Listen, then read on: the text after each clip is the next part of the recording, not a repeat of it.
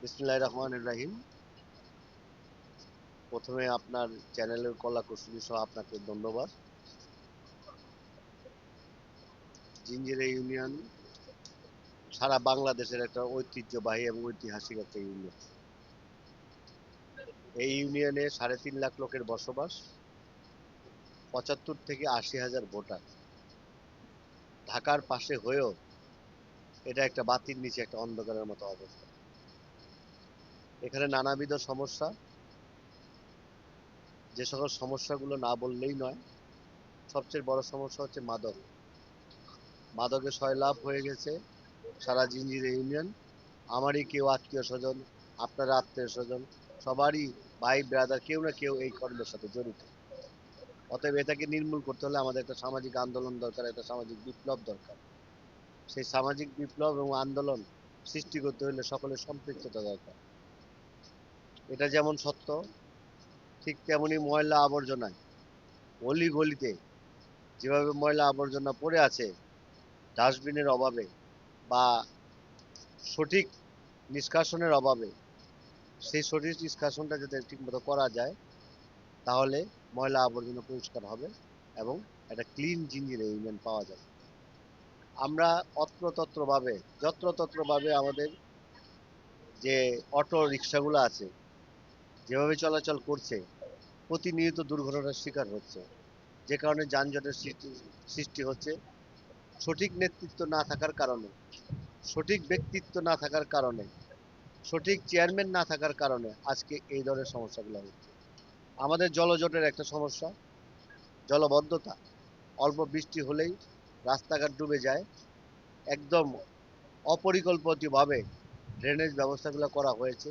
যদি আজকে অপরিকল্পিতভাবে ড্রেনেজ ব্যবস্থা করা হতো তাহলে এই জলাবদ্ধতা থাকতো না। সর্বোপরি জিঞ্জিরা ইউনিয়ন পরিষদে দীর্ঘদিন যাবৎ চেয়ারম্যানের একটা অনুপস্থিতি আমরা লক্ষ্য করেছি। কারণ ফ্যাসিস্ট সরকারের সময় যিনি চেয়ারম্যান হয়েছিলেন উনি বিভিন্ন মামলায় আছে কারাগারে, যে কারণে আজকে আমাদের এই জায়গাটা অনুপস্থিতির ফলে আমরা ঠিকমতো স্বাস্থ্যসেবা পাচ্ছি না, আমরা ঠিকমতো জন্ম নিবন্ধন পাচ্ছি না, আমরা ঠিকমতো মৃত্যু সনদ পাচ্ছি না, আমরা ট্রেড লাইসেন্স পাচ্ছি না। আমাদের যে বিভিন্ন সেবাগুলো আছে সেই সেবাগুলা অকে দীর্ঘ থেকে দীর্ঘায়িত করে আমাদের এই সেবাগুলো গ্রহণ করতে হয়। এটা থেকে উত্তরণের জন্য একজন রাজনীতিবিদ হিসাবে, একজন রাজনৈতিক কর্মী হিসাবে, আমি একজন সচেতন নাগরিক হিসাবে আমি নিজে মনে করেছি যে এই সমস্যাগুলো লাঘব করতে হলে একটা ইউনিয়ন পরিষদের চেয়ারম্যান অথবা উপজেলার চেয়ারম্যান অথবা এমপির দ্বারস্থ হতে হবে। যে কারণে আমি আমার সকলের সাথে পরামর্শ করে আজকে এই চেয়ারম্যান প্রার্থী হয়েছি।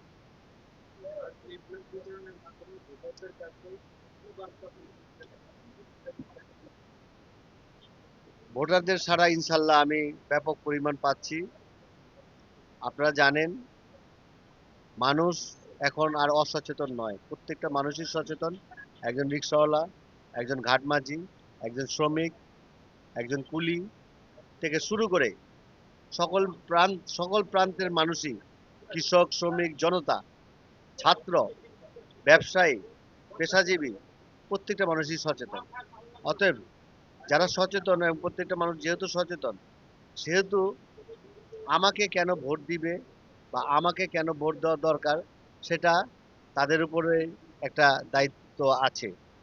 যেমন একটা কাজ করতে গেলে কথা বলতে হবে, একটা কাজ করতে হলে শিক্ষার যোগ্যতা থাকতে হবে, একটা কাজ করতে গেলে, কাজ আনতে গেলে উপর মহলের সাথে যোগাযোগ করতে হবে, এমপি মহোদয়ের সাথে যোগাযোগ করতে হবে, ইউনো মহোদয়, ডিসি, এসপির সাথে যোগাযোগ করতে হবে এবং সর্বোপরি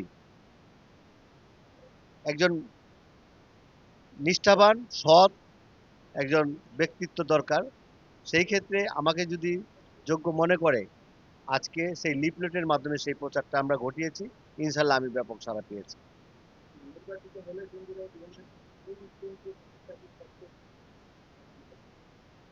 আপনি জানেন জিঞ্জিরা ইউনিয়নে নানাবিধ সমস্যা একটু আগে আমি বলেছি। তবে সবচেয়ে আগে আমি গুরুত্ব দিব মাদককে নিয়ন্ত্রণ করার জন্য। এটা যদি আমরা নিয়ন্ত্রণ করতে পারি, আমাদের সমাজ ধ্বংস থেকে মুক্ত পাবে। আমার দ্বিতীয় কাজ হবে, আমাদের দুটি হাসপাতাল আছে, যে হাসপাতাল দুটি স্বাস্থ্য সেবার অভাবে আমরা অনেক দূর দূরান্তে আমাদেরকে স্বাস্থ্য সেবা নিতে হয়। এই দুইটা হাসপাতালকে আমরা সচল করার ইনশাল্লাহ ব্যবস্থা গ্রহণ করব। তৃতীয় হচ্ছে জলবদ্ধতা, যানজট এবং ময়লা আবর্জনা। এই তিনটা একই সূত্রে গাঁথা। এই একই সূত্রে গাঁথা এইটি যদি আমরা করতে পারি, কাজ করতে পারি, ইনশাল্লাহ এখান থেকে আমরা উত্তরণ হব আশা করি।